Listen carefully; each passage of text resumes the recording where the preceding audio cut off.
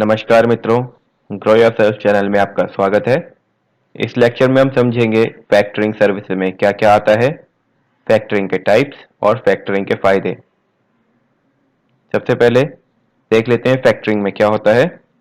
मान लीजिए कोई सेलर ऑफ गुड्स ने सामान को उधार बेचा है और बायर ने बोला कि 3 महीने बाद पे बैक करूंगा।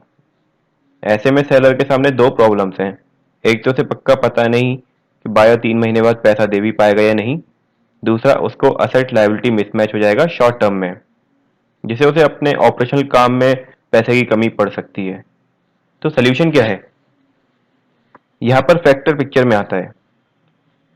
सेलर फैक्टर को बोल देगा कि मेरे बदले तुम उस बायर से पैसा वसूल कर लेना 3 महीने बाद, लेकिन मुझे अभी पैसे दे दो। फैक्टर अगर मान गया तो सेलर को पैसे मिल जाएंगे, लेकिन पूरे पैसे नहीं मिलेंगे। फैक्टर अपना कमीशन काट के पैसा देगा। ये तो विन विन विन सिचुएशन हो गई। कैसे? सेलर का माल बिक गया, पैसा भी हाथों हाथ मिल गया, थोड़ा कम ही सही, ये 75 से 80% तक होता है। बायर को माल मिल गया, पैसे भी देने की जल्दी नहीं। फैक्टर को कमीशन खाने का मौका मिल गया। तो इस पूरे सेटअप को फैक्टरिंग कहते हैं। फैक्टर मतलब फाइनेंशियल इंटरमीडियरी, जैसे बैंक वगैरह।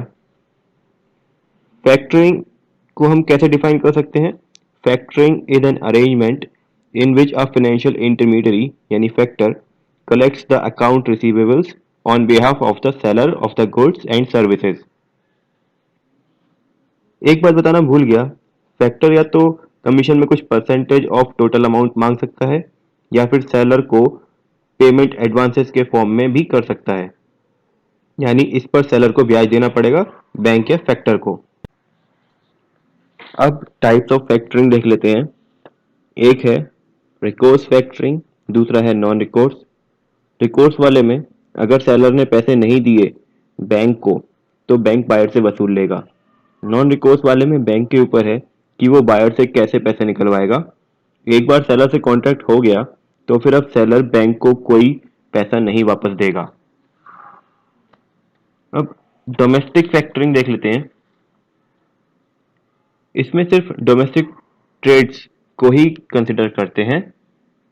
वही जो पीछे पड़ा कि 80% ऑफ टोटल अमाउंट सेलर को दे देगा बैंक, बचा 20% तब देगा जब उसे बायर से पैसे मिल जाएंगे। इसमें मैक्सिमम डेबिट पीरियड 150 दिन का रहता है, जिसमें 6 दिन का ग्रेस पीरियड भी एडेड है, यानी 150 दिन के अंदर ही बायर को फुल पेमेंट करना होगा।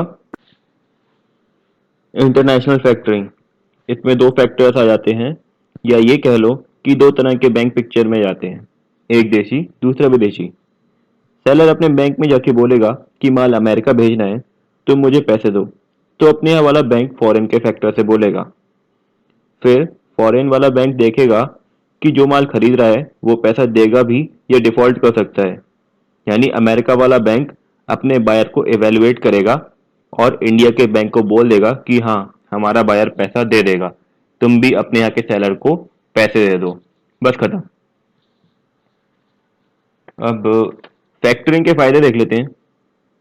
पहला फायदा ये कि मार्जिन सिर्फ 20% का है, मतलब काफी पैसा मिल जाता है सेलर को।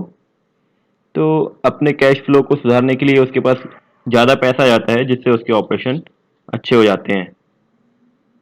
दूसरा, 150 दिन यानी लगभग 5 महीने के बाद मिलने वाले पैसे अभी के अभी मिल गए।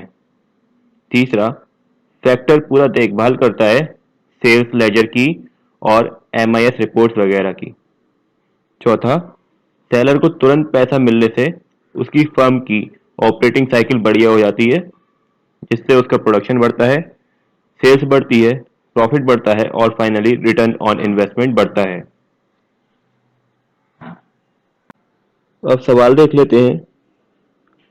पहला क्वेश्चन है, फैक्टरिंग सर्विसेज मीन्स। पहला, maintenance of accounts. Second, discounting of bills. Third, collection of bills. Fourth, all of the above. दूसरा है, the type of factoring under which the factor collects back from the seller the amount paid by him in case of non-payment of the bills on due date. Options हैं bills discounting, non-recourse factoring, recourse factoring, forfeiting. इसके आप answer comments में दे सकते हैं।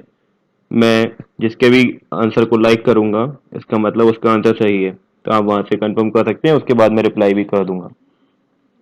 तो अभी के लिए इतना ही रखते हैं। अगले लेक्चर में फोरफिटिंग पढ़ेंगे और फैक्टरिंग एंड फोरफिटिंग में क्या फ़र्क है वो देखेंगे। कुछ डाउट हो तो इसमें आप कमेंट्स में पूछ सकते हैं। अगर लेक्चर समझ आया हो तो लाइक करना मत भूलिएगा, सब्सक्राइब और फ्रेंड्स के साथ शेयर करना भी मत भूलिएगा। Good bye.